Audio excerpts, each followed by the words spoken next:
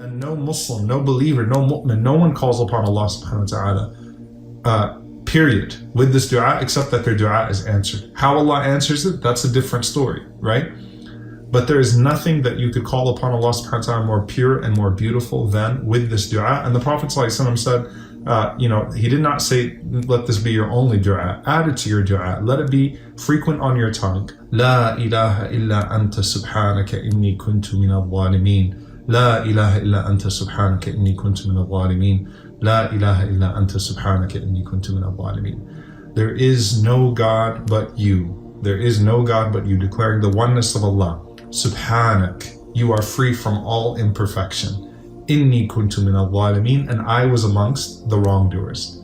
Again, La ilaha illa ant, there is no God but you. Subhanak, how perfect are you, free from all imperfections, and how imperfect am I. Inni kuntu min al-zalimin. I was from the wrongdoers.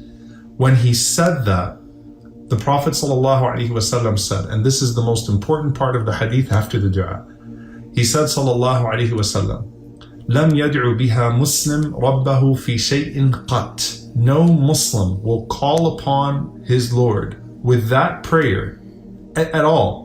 Qat. Okay, so there is no exception to this. So if someone starts thinking, well, I'm not Yunus alayhi salam, I'm not worthy of my dua being answered, the Prophet ﷺ said, no believer will call upon Allah with that prayer except that Allah subhanahu wa ta'ala is illa stajaba lahu, except that Allah will answer his prayers. No Muslim will call upon Allah with that prayer except that Allah will answer his prayers. Think about that for a moment. Now, we've talked about the different ways that Allah answers your prayers.